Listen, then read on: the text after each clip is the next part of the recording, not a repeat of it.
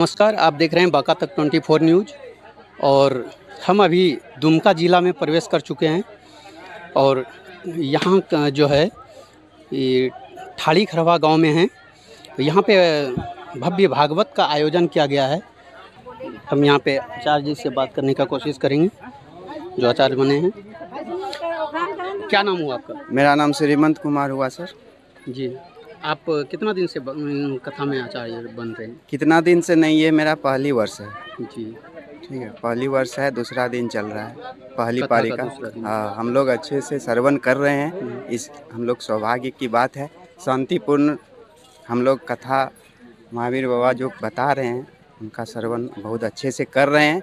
और विगत जो आने वाले और 4 दिन जो 5 दिन जो होंगे वो हम लोग बहुत अच्छा से करेंगे। आपको कैसा अनुभूति हो रही है? बहुत अच्छा अनुभूति हो रही है, जो हमारे गांव में सभी भक्तजन ने भागवत कथा का श्रवण कर रहा है। इसके लिए श्री बाबा जी को बहुत बहुत धन्यवाद, और हमारे साथी चाचा जी को भी बहुत बहुत धन्यवाद। जैसा कि आप सुने कि इनको बहुत अच्छा अनुभूति हो रही है, आनंद आ रही है। कथा में जो है पहली बार आचार्य बने हैं और यहाँ पे 2 आचार्य हैं, उनसे भी कुछ बात करने का कोशिश करते हैं। बुजुर्ग हैं। आपका शुभ नाम क्या हुआ? मनोज कुमार यादव। आप कितने वर्षों से अब आचार्य बन रहे हैं? द्वितीय वर्ष से पहले वर्ष की अपेक्षा हमको इस बार अधिक आनंद आ रहा है जी हमको लगता है इस गांव में अमृत की वर्षा हो रही है। जी मैं बहुत बहुत धन्यवाद देना चाहता हूं। श्रीमद् भागवत कथा से मनुष्य का कल्याण ही नहीं, उनका सोच भी परिवर्तन होता है। बहुत सारी ऐसी घटना के लिए मेरा नंबर जो है संपर्क सूत्र है 70 61 64 83 23। ये मेरा कॉन्टैक्ट नंबर है। और हम कथा का कोई दक्षिणा नहीं लेते हैं, अपना दक्षिणा कुछ नहीं लेते हैं।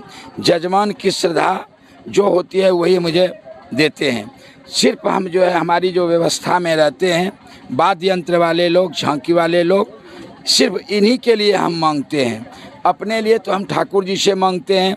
जजमान की जो श्रद्धा होता है, जजमान जो भी मुझे देते हैं वो मुझे दक्षिणा के रूप में, वो दान के रूप में मिलता है। इसलिए मेरा कोई चार्ज नहीं है। जी, आपने सुना। कथा करवाने के लिए जो है आप संजयानंद जी महाराज उर्फ संजय बाबा के कॉन्टैक्ट नंबर पे कॉन्टैक्ट कर सकते हैं और कथा करवा सकते हैं, जो कि काफ़ी ज़्यादा रोचक कथा वाचने का काम करते हैं। अमृत रूप तुम चले जाओ राजा जनक जी के दरबार में। तुम भागवत पढ़ने के पहले वेदांत पढ़ लो, और जब वेदांत पढ़ लोगे तब तुझे हम भागवत गीता पाठ पढ़ा देंगे। चला सुखदेव जी महाराज जनक जी महाराज जी के दरबार में आया हूं, जनक जी महाराज जी के पास वेदांत पढ़ने के लिए। कहा सुनो, जा करके कह दो कि अगर वेदांत पढ़ेंगे तो 3 दिन और 3 रात तक मेरे दरवाजे पर इंतजार करना पड़ेगा, खड़ा रहना पड़ेगा। आकर के द्वारपाल बनिए, कह दिया सुखदेव जी महाराज जी को। कहा ठीक है। तो 3 दिन तक भूखे प्यासे दरवाजे पर बैठे रहे, और जब 3 दिन रात पूरे हो गए तो मंत्रियों से कहा कि अब तो बोलिए महाराज, हमारे समय पूरे हो गए। जनक जी महाराज जी मुझे वेदांत पढ़ा। जनक जी महाराज जी से जाकर के कहा सुनो, तुम बाहर में जाकर के देखो कि जरा सा भी सुखदेव जी महाराज जी के क्रोध दिखाई पड़े चेहरे पर तो कह देना कि चले जाए, मैं उनको वेदांत नहीं पढ़ाऊंगा। द्वारपाल आकर के देखते हैं तो सुखदेव जी महाराज मुस्कुराते हुए कहते हैं कि भैया जनक जी महाराज जी से बोलो ना कि हम वेदांत पढ़ेंगे।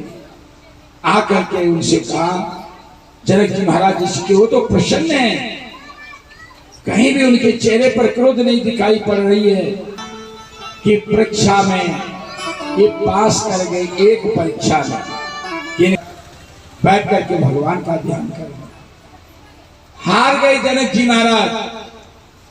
आकर के सुखदेव जी महाराज जी के चरणों में साष्टांग दंडवत प्रणाम करते और कहा, हे गुरुदेव, आपको मैंने अगर इतना कष्ट दिया तो आपके पिताजी के कहने पर ही हमने आपको इतना कष्ट दिया। हम आपको क्या वेदांत पढ़ाएंगे? आप तो स्वयं वेदांत स्वरूप हैं, आप स्वयं वेद हैं, आप स्वयं ब्रह्म हैं, और मेरे अपराध को क्षमा कीजिए। सुखदेव जी महाराज मुस्कुराते हुए उठे और चल दिए अपने पिता के पास और पिताजी से जाकर के कहा कि गुरुदेव, हे पिताजी, जनक जी महाराज जी ने तो मुझे वेदांत नहीं पढ़ाया। बोले तब कहा उन्होंने कि आप तो स्वयं वेदांत स्वरूप हैं। ये कह करके पिताजी मुझे मेरी विदाई कर दी। वही व्यास जी महाराज जी ने सुखदेव जी महाराज जी को 18,000 मंत्र का पाठ पढ़ाया और उस समय से श्री सुखदेव जी महाराज कथा के अधिकारी बन गए। अब कथा के अधिकारी तो बन गए, अब कथावाचक आ गए, अब जजमान जी आएंगे। जजमान परीक्षित के रूप में। बोलिए प्रेम से वृंदावन बिहारी लाल के जय।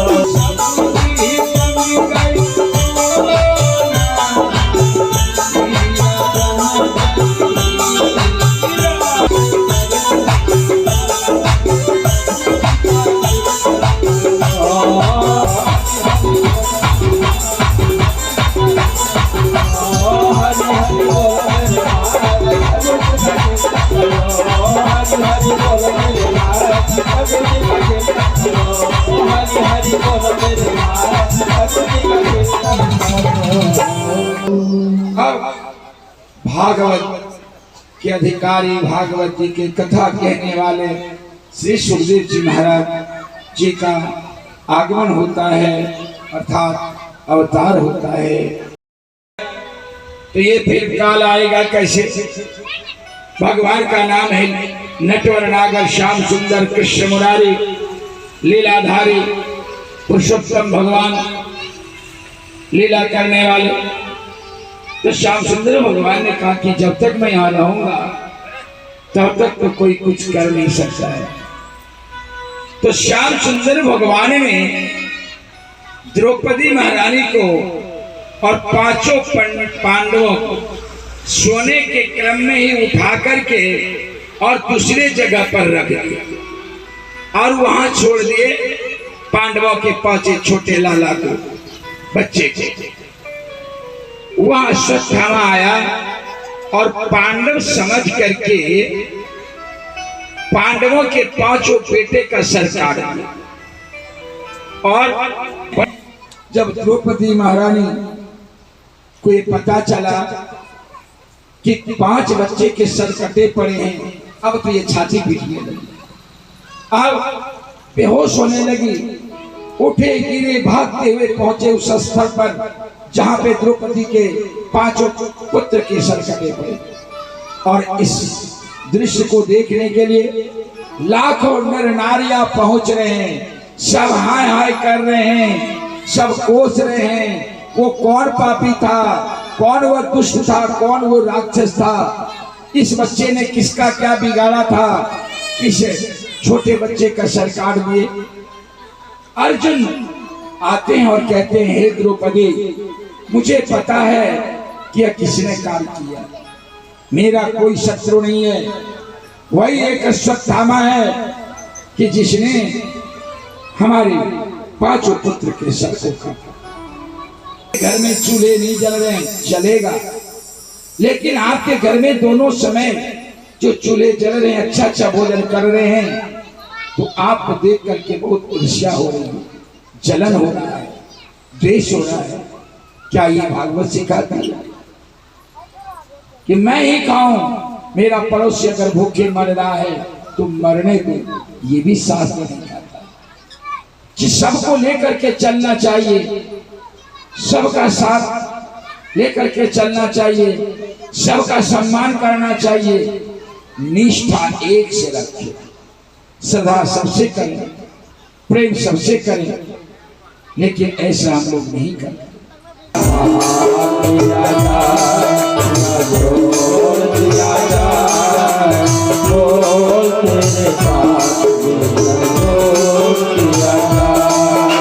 भीम ने कहा हत्यारा है, इसने बच्चे को काटा है, ये आताताई है, ये पापी है, इसलिए इसे मरना भी पड़ेगा।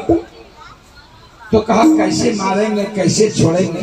कहा सुनो, भरी सभा में इनकी बेइज्जती कर दो, ये मर भी जाएंगे और ये बच भी जाएंगे। तो बोले कैसे बेइज्जती करेंगे?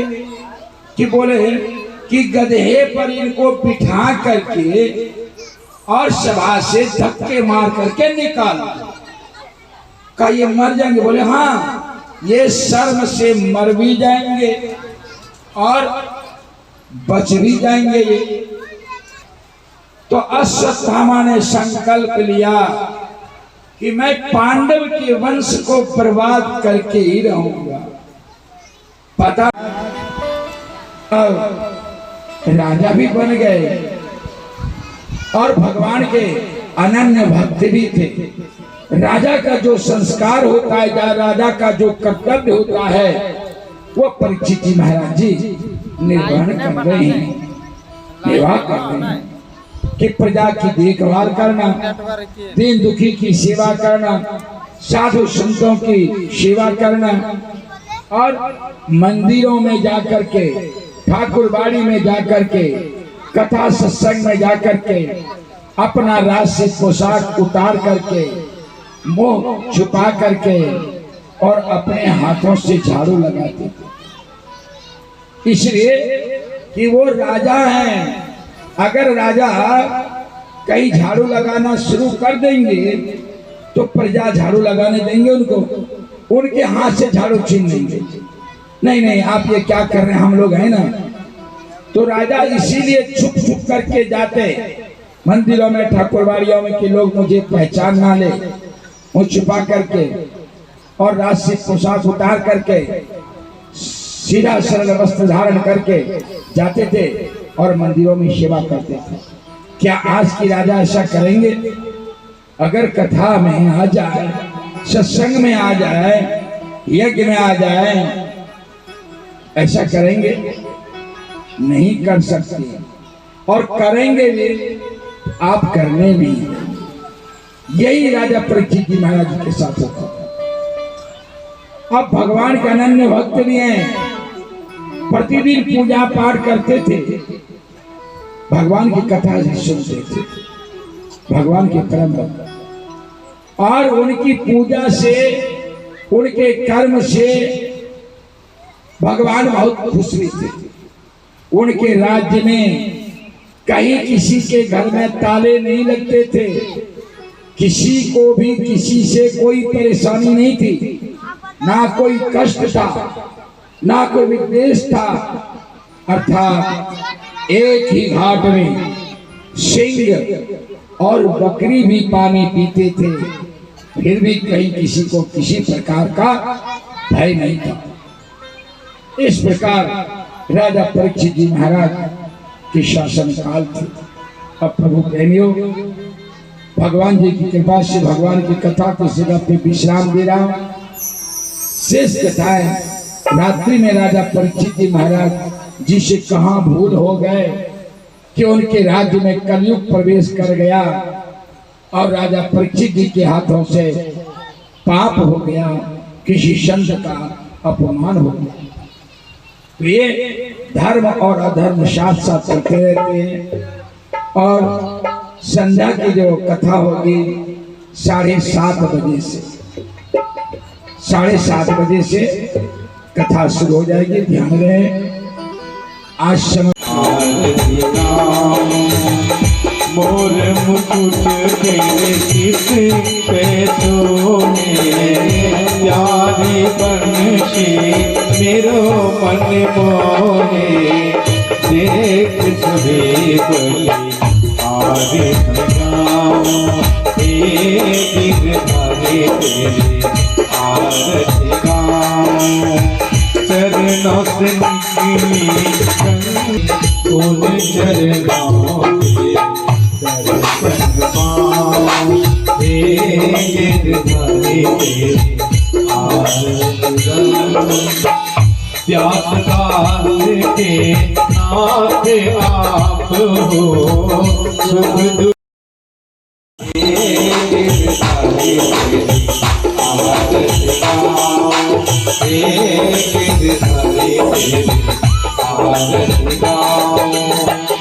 संग तो मेरे राधा प्यारी ललिता आदिक सखियाँ न्यारी बाश सदा सावन पाऊँ गिरधारे आरती